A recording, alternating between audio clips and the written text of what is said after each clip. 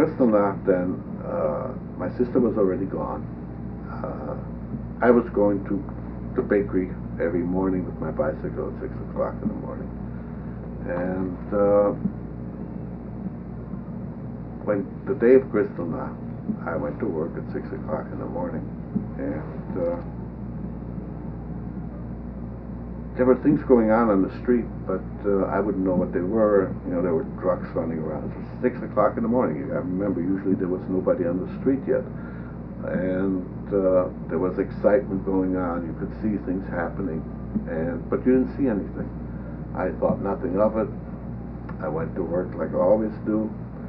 Got to the place that I worked, and there was nobody there. The place was totally destroyed.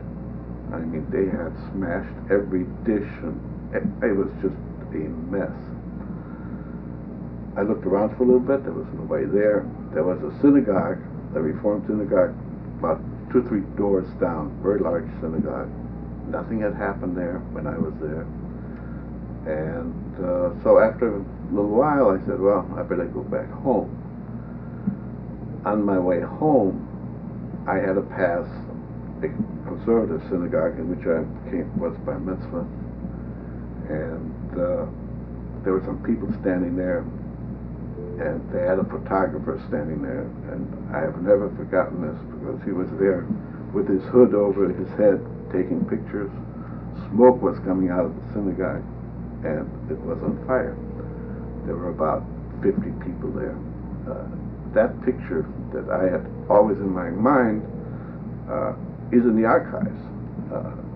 The Anne Frank exhibit has that picture in it. Other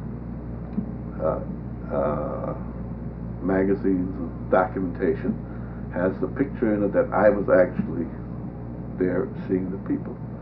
I stopped for a little while, and at that time I still didn't know what was really happening. It was probably 6:30 in the morning, and I went home. When I got home, my father was very sick, and I don't remember what he had. He had bad flu or whatever, but he could barely stand up. He was in bed, very sick. In comes DSS, and they want to arrest him. They get him out of bed, he collapsed, okay? Well, they tried to move him, but they couldn't move him, and he went back to bed. An hour later, they come back, they try to move him again, smashed a few dishes and stuff in our house, and they could not move him, so they took me. I was then 14 years old. So they took me. They took me on a truck with a bunch of other people, and I ended up in a assembly hall, which was a exhibition hall. When I got there, a lot of people in there, and they grouped us into groups of about 100, 3-4 deep, and across, and we stood there. It must have been around 8 o'clock in the morning by the time I got there, 8:30, whatever it was. We stood there all day long. People were falling, couldn't get up after a while, you know, no water, no food, no nothing. And it was that night, 7, 8 o'clock, I don't know the time, when suddenly you could hear things moving, and the groups of people were moving out of the hall, one group at a time.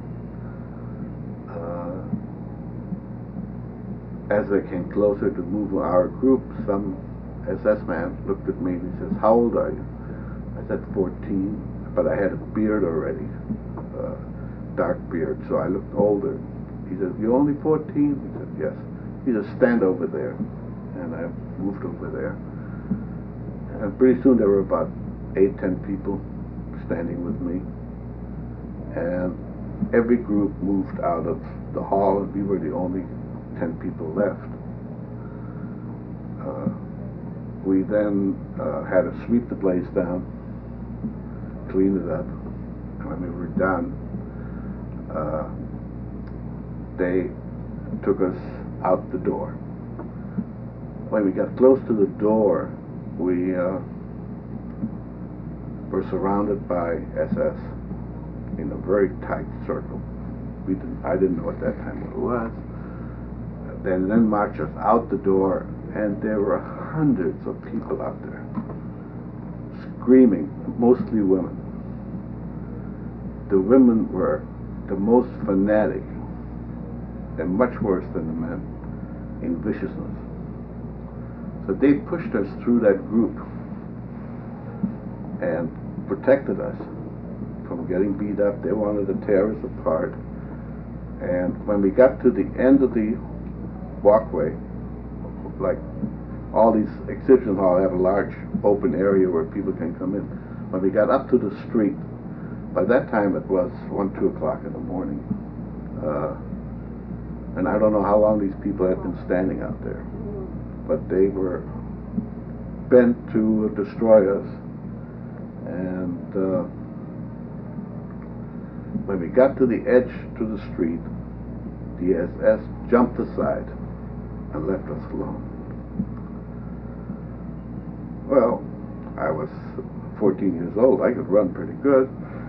I was in good shape, and I ran towards an area where I know I had relatives living not too far apart.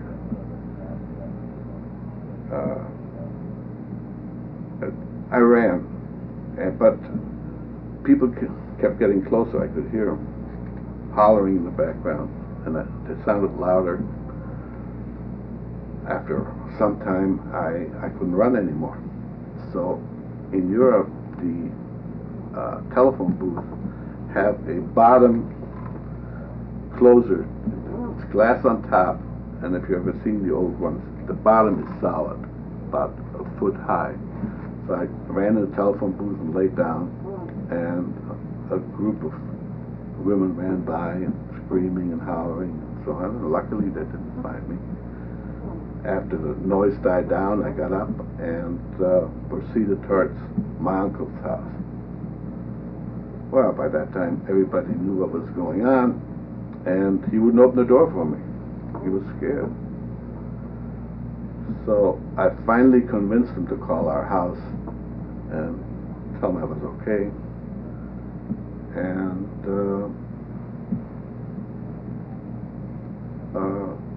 I walked home from there. I mean, it's a long walk. We were a long way. But things were fairly quiet by then, and I went home. The next day, naturally, we knew more of what went on because all the stores were destroyed, all the,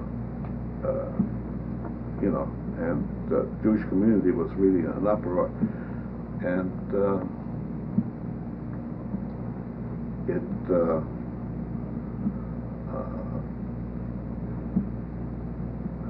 it was a very trying time at the time because nobody knew what to do.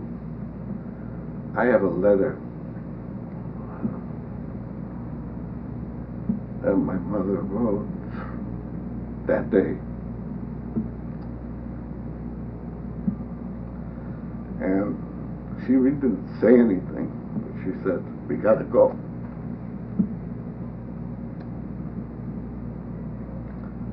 And then we worked on leaving the country.